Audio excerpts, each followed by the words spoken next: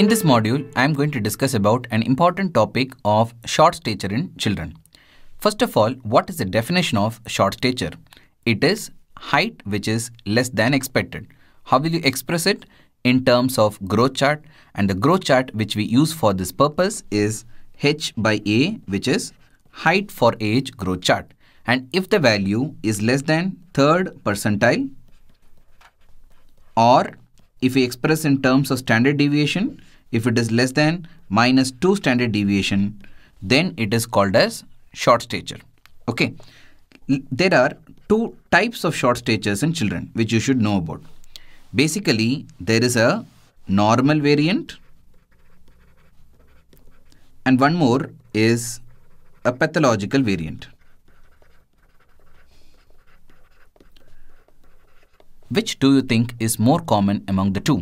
It is the normal variant which is more common when compared to pathological variant. That should be remembered.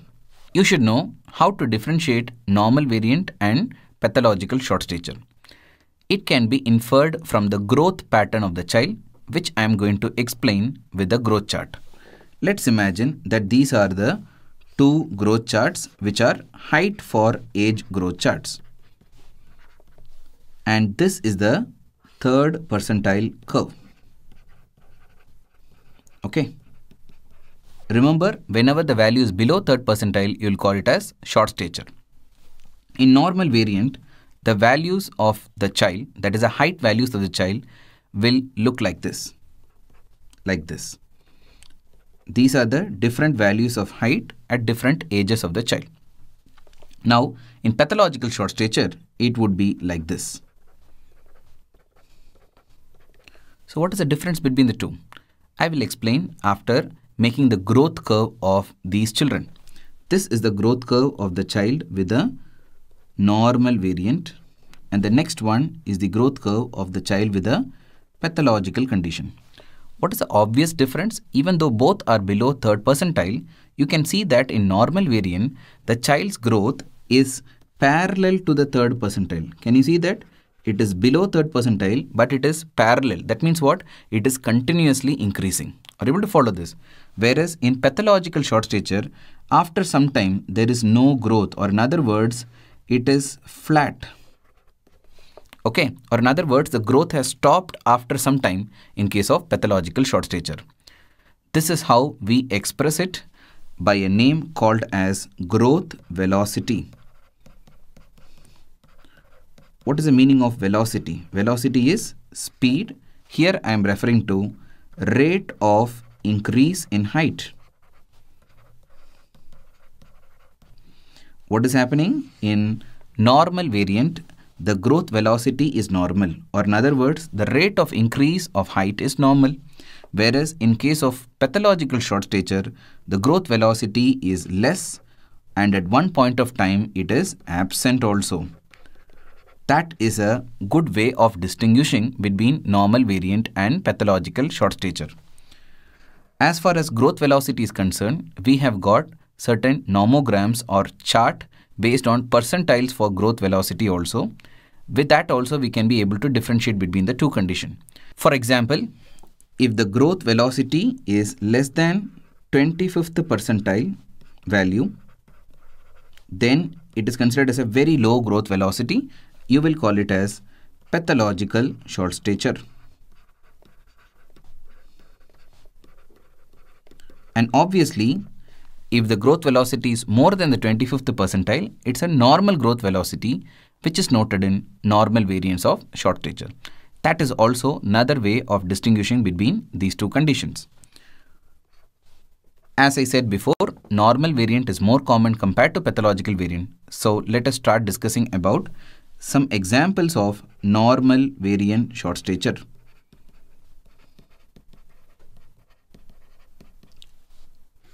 They are of two types. One is constitutional delay. The other one is familial short stature.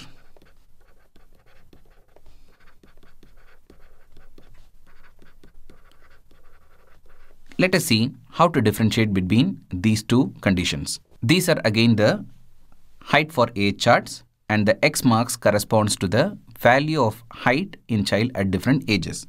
Look at the first condition of constitutional delay. The growth curve of this child looks like this. What is your inference from this? You can see that towards the end, you can see that the height value is crossing the third percentile and going above the third percentile. What is the meaning of going above the third percentile? It is coming to the normal range. Or in other words, when these children become older or they become adults, what will happen to their height? It will be absolutely normal. That is the first point.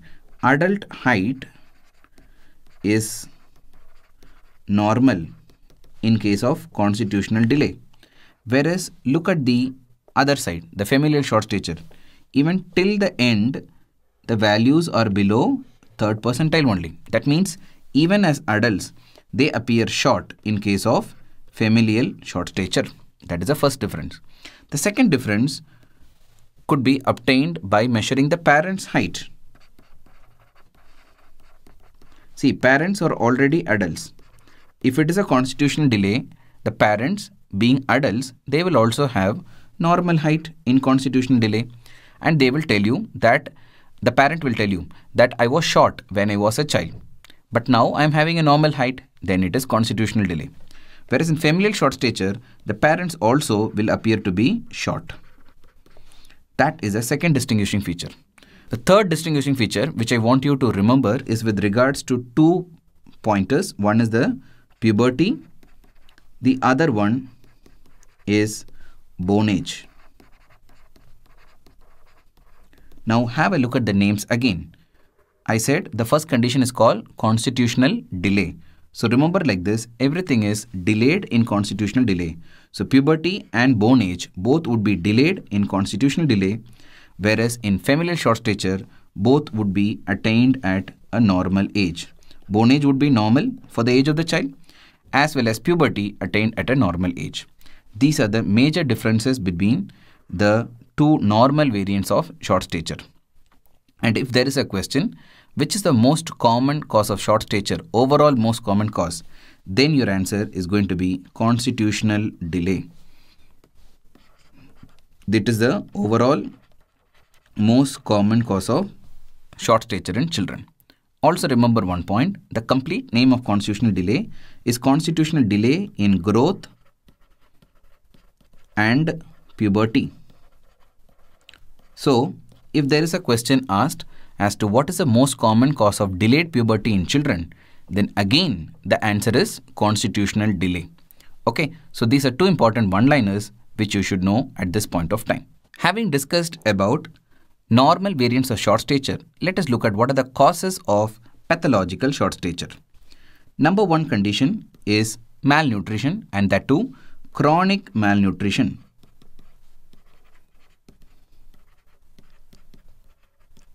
And this is important. What is the name given for chronic malnutrition causing short stature? It is stunting. It's an important MCQ question, should make a note of it. Second is bone disorders which can be associated with short stature. The classical examples would include achondroplasia, osteogenesis imperfecta,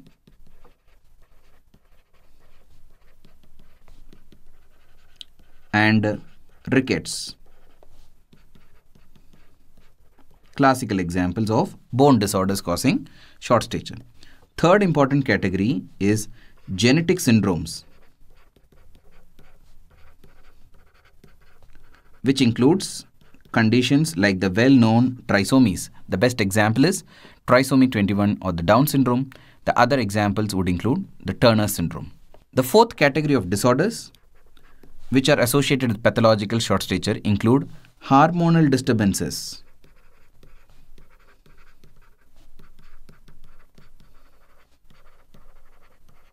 Okay. Most of the hormone deficiencies are associated with short stature. The classical examples include thyroid hormone deficiency or hypothyroidism, growth hormone deficiency, a well-known cause of short stature. Next is PTH or parathyroid deficiency, which occurs in hypoparathyroidism, as well as delayed puberty, where there is deficiency of gonadal steroid like estrogen and testosterone, thereby causing short stature. These are some of the examples of deficiencies of hormone causing short stature. On the other hand, there could be conditions of excess hormones, but that is also associated with short stature. What are the conditions? Classical example is Cushing syndrome, wherein you have excess of glucocorticoid, but this condition will be associated with short stature as a prominent manifestation. That should be remembered. Next is precocious puberty. What is the meaning of precocious? It is a early puberty. How do you think early puberty can cause short stature? Very simple. Even though there is excess of gonadal steroid like estrogen or testosterone, what they will also cause is premature fusion of epiphysis with the growth plate. So what happened? The growth becomes arrested at an early age than expected. That is why the ultimate height is short. So the reason is premature fusion of epiphysis. Okay. So these are the most important examples of pathological conditions causing short stature in children. Next, I am going to tell you about simplified approach to short stature. This can be discussed with relation to two important parameters. One is body proportions. The other one is the bone age.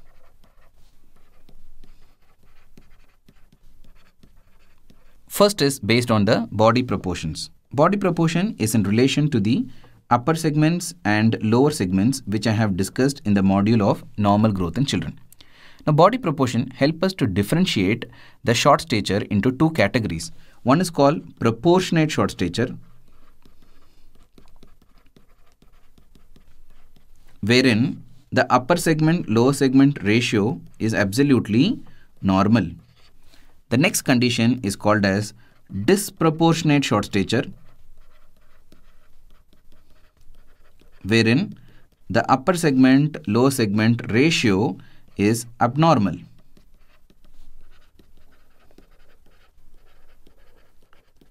Let us first see some typical examples of proportionate short stature. 1. All normal variants, that is the constitutional and familial short stature, will have proportionate short stature. Number 1. Number 2, malnutrition will also be associated with proportionate short stature.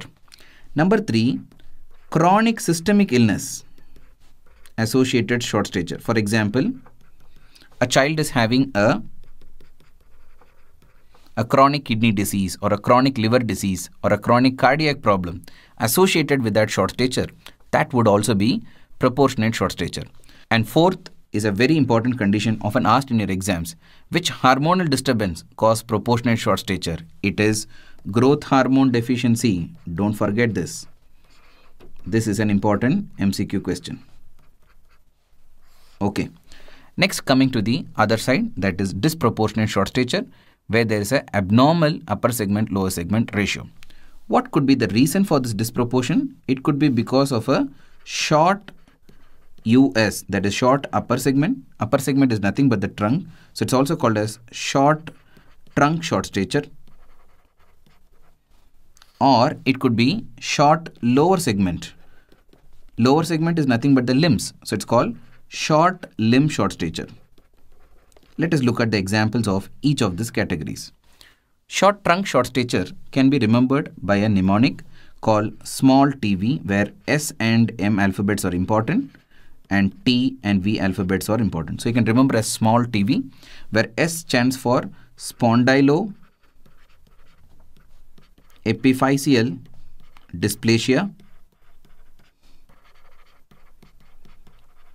M stands for MPS, which is mucopolysaccharidosis, and T stands for tuberculosis of the spine, what we also call it as the pot spine.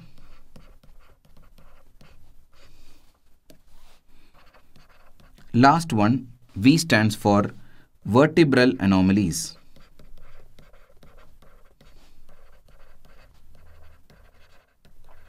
These includes examples like hemivertebra or butterfly-shaped vertebra and all the other vertebral anomalies.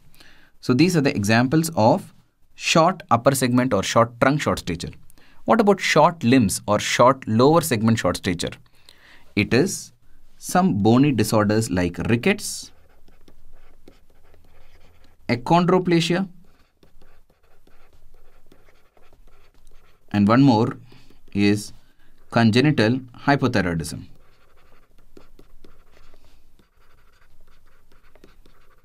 These are the important conditions which are associated with short limb short stature. Okay, so very important that the upper segment lower segment ratio helps us to divide the short stature into different varieties, which is what I have discussed. The next approach to short stature is based on the bone age determination. We all know that bone age is determined by the appearance of ossification centers in the bone. And the way by which we look at the ossification centers is by taking the X-rays. Depending on the age, you have to take different X-rays. For example, in the first year, shoulder X-ray is preferred. And after 1 year, 1 to 13 years, wrist X-ray is preferred. Please remember, usually left wrist is taken for the purpose of assessment. And what are we looking for in the wrist? It is nothing but the carpal bones, right? And if the child's age is between 12 to 14 years, elbow and hip X-ray is useful. So these are the X-rays which you have to take depending on the age of the child. Okay, there are so many methods by which we do the bone age estimation. The two most important methods are, one is Tanner-Whitehouse method,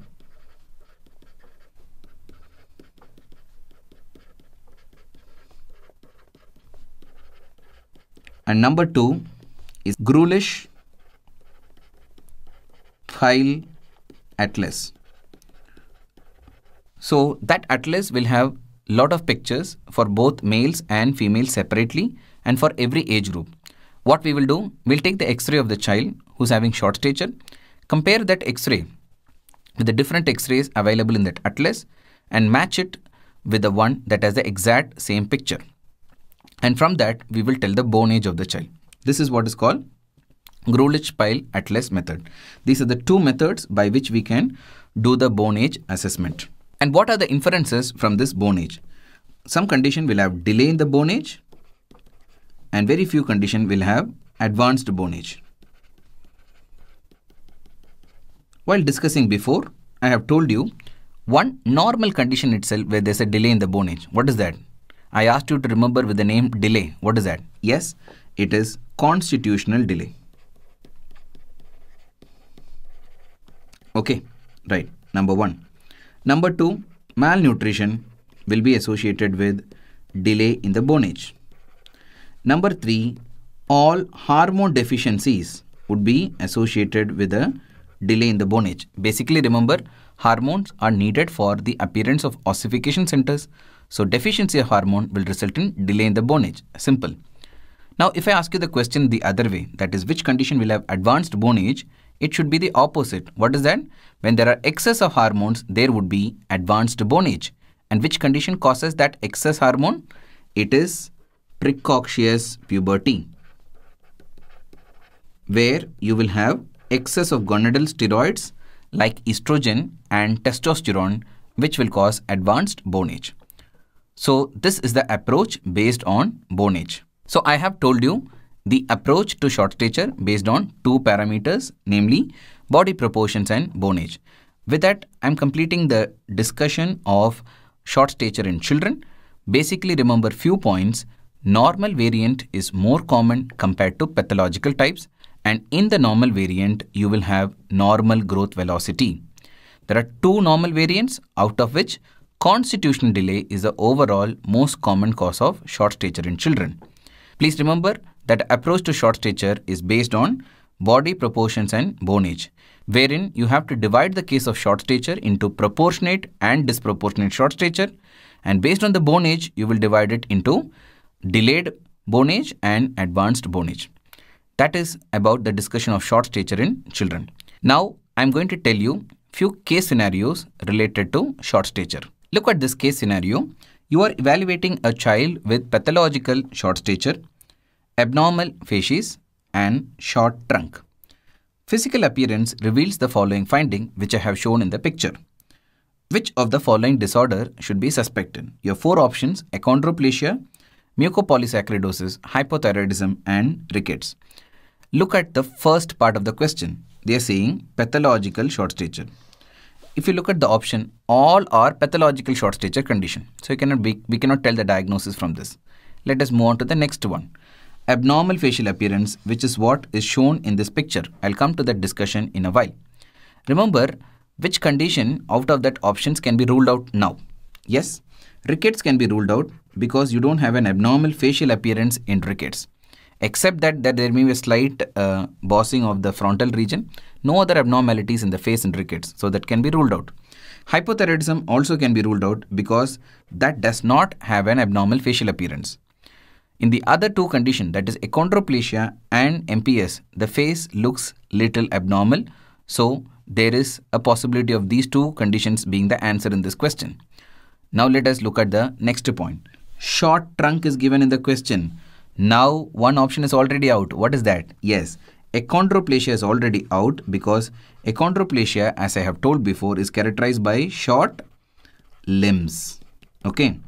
So what should be the answer for this condition? It is mucopolysaccharidosis. Very, very important. So now let us look at some salient features of mucopolysaccharidosis. Mucopolysaccharidosis, or MPS, is a group of conditions coming under the category of lysosomal storage disorders, wherein the basic problem is defect in some of the lysosomal enzymes.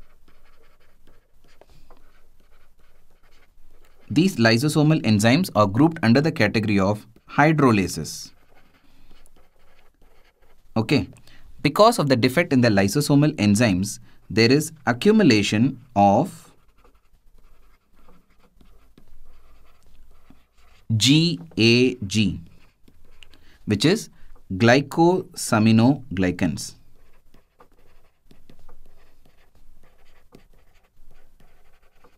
The typical examples of these glycosaminoglycans include heparan sulfate, chondroitin sulfate, and dermatan sulfate.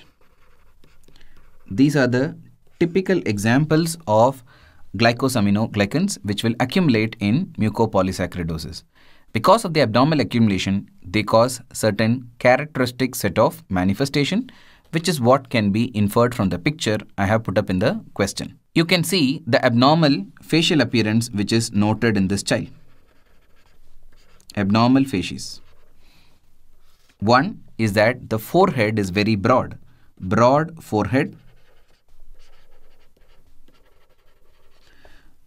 The nose is actually upturned nose.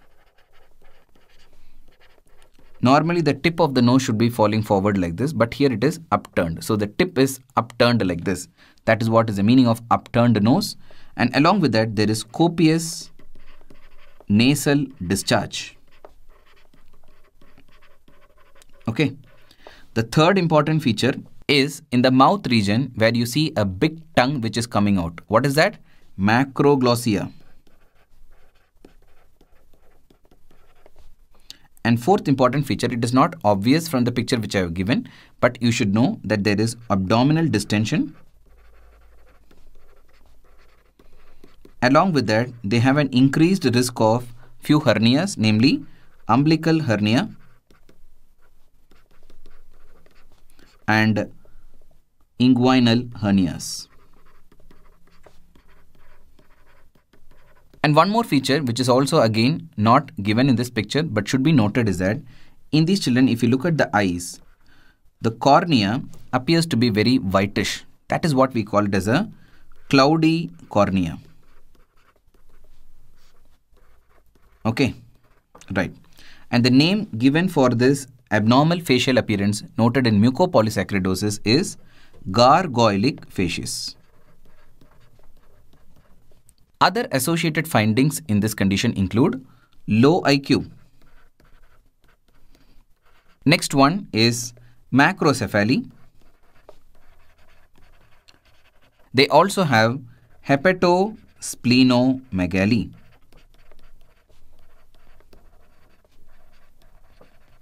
Okay.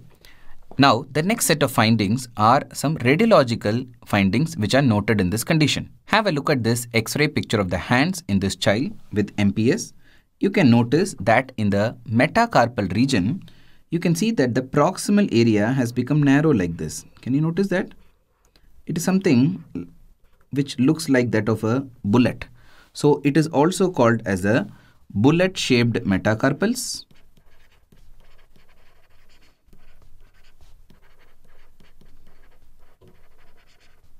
Which is due to proximal tapering of metacarpals. That is the first set of finding. The second set of finding is related to this X-ray picture where you have to concentrate on the ribs. You can see that the ribs are becoming very flat and almost straight like this. Okay, very flat like this. This flat appearance of the ribs is what we call it as the spatula-like appearance or oar appearance or paddle-shaped ribs. Very characteristic nature of ribs noted in mucopolysaccharidosis. The next set of findings is related to the X-ray which you can see in the spinal region of children with MPS. What can you notice? You can notice that this is the vertebra which is narrowed like this in this area. Okay, so this is what we call it as narrowing of the vertebra or beaking of the vertebra,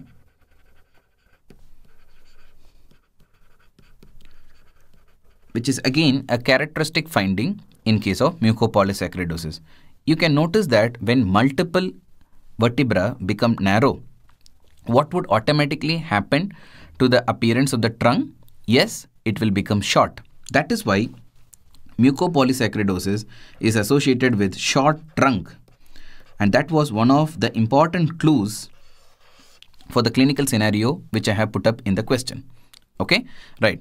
You can notice that mucopolysaccharidosis is associated with multiple bony abnormalities. So the name of bony defects in mucopolysaccharidosis is called as dysostosis multiplex. Okay. So I have told you about the salient features of mucopolysaccharidosis. I am going to do a quick review of the mucopolysaccharidosis. There are different types of mucopolysaccharidosis which is written as MPS 1 to type 7, but remember there is no type 5. And type 1, there is a variant of type 1 called as 1S also. What are the names? Type 1 is called as the Hurler syndrome. The type 2 is called as a Shee's disease. Type 2 is called as the Hunter syndrome. And type 3 is called as the Sanfilippo disease. Type 4 is called as the Morquio disease. I told you there is no type 5. So type 6 is called as the Marotioux-Lamy disease. And type 7 is called as the Slice disease. Let us also look at what are the important enzyme deficiencies in each of these conditions.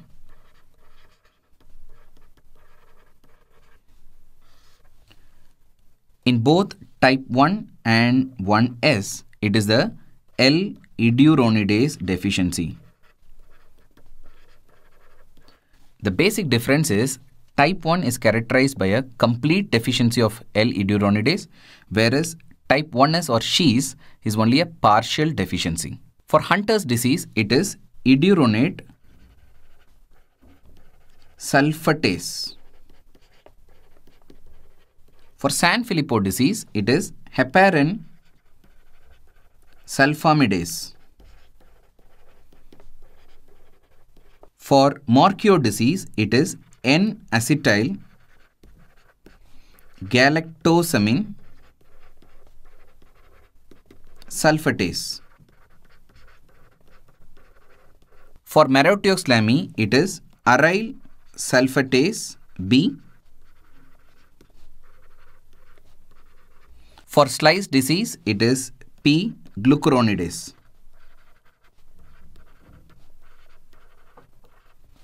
Okay, these are the important enzyme deficiencies. Now I am going to tell you some important one-liners which can be asked in this MPS.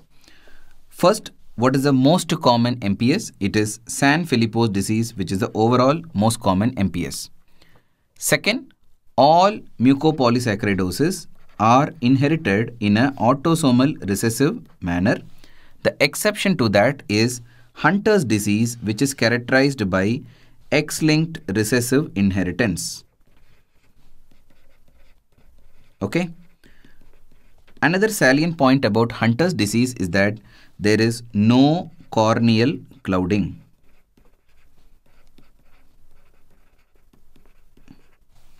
Okay. As I was telling you about the clinical features of MPS, I told you there are bony deformities which are common. Now, which has got the highest incidence of bony deformities? If that is the question, it is type 4 or Morquio's disease. Very high incidence of bony deformities. That is an MCQ question. And next important MCQ question is, which type of MPS has low incidence of intellectual disability? I was discussing that most of the MPS will have low IQ or intellectual disability.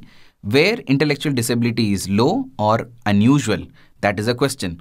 It is type 1S or the She's disease, then type 4 or Morquio disease, and type 6 or Marotioxlami disease. They have very low incidence of intellectual disabilities. Last important one-liner is regarding which type of mucopolysaccharidosis ERT is possible. What is ERT? It is enzyme replacement therapy.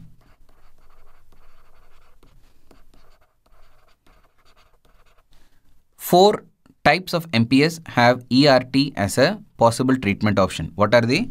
MPS 1, which is Hurler syndrome, MPS 2, which is Hunter syndrome, MPS 4, which is Morquio disease, and MPS 6, which is Marotioxlami disease. All these four are amenable for enzyme replacement therapy. So it becomes important for your exam that you not only know the name of the disease, you should also know about the corresponding enzyme, because there could be an MCQ framed on which of these following enzymes are amenable for enzyme replacement therapy. For that also, you should be knowing the corresponding enzyme names. So in this one particular slide, I have tried to tell you about all the important one-liners related to mucopolysaccharidosis. Next, have a look at this child and try to tell me the diagnosis. The clues I have given are this child is having short stature and this child is also having short limbs. Any guesses on what could be the condition? First, concentrate on the limbs. Look at this upper limb. This is the full upper limb. If you divide the upper limb into that proximal arm region and the distal forearm region, which do you think is more short? Of course, the limb is short, but which is more short? You can see that the arm region is very, very short. Or in other words, it is a proximal limb shortening.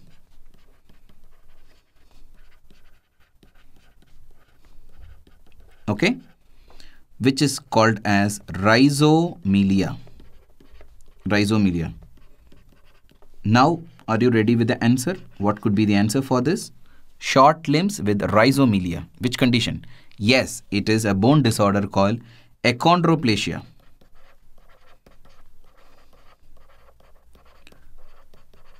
Few salient points about this condition of achondroplasia. It is mostly inherited as autosomal dominant disorder and it occurs due to defect in a gene called FGFR3 gene, which is fibroblast.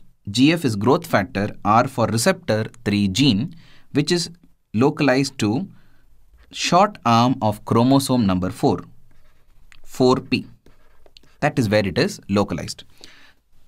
I have already told you the most salient feature, which is rhizomelia. The other salient feature can be noted by looking at the head region. You can see the head appears to be large. In fact, I have told you this is one of the conditions which is associated with macrocephaly, right?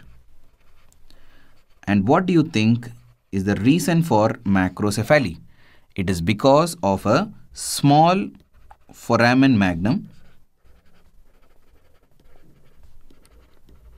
leading to block in the flow of CSF, and this condition is associated with hydrocephalus, increased incidence of hydrocephalus. And next prominent feature is look at the forehead. It is very, very broad and it is bulging forward. This is called as a bulging forehead. These are salient physical examination findings of this condition. There are also some characteristic X-ray findings which you should know. Look at this X-ray and concentrate on the pelvis region. Look at this area. How does it appear like? It appears like a champagne glass, right? So that is why the classical appearance of pelvis in this condition is called as the champagne glass pelvis. That is also a characteristic X-ray feature of this particular condition. These are the salient points about the condition of achondroplasia. So I have tried to discuss short stature with some relevant case scenarios at the end of discussion, just to give you an idea about how the questions can be framed as case scenarios in conditions of short stature. That is about the discussion of this module on short stature in children.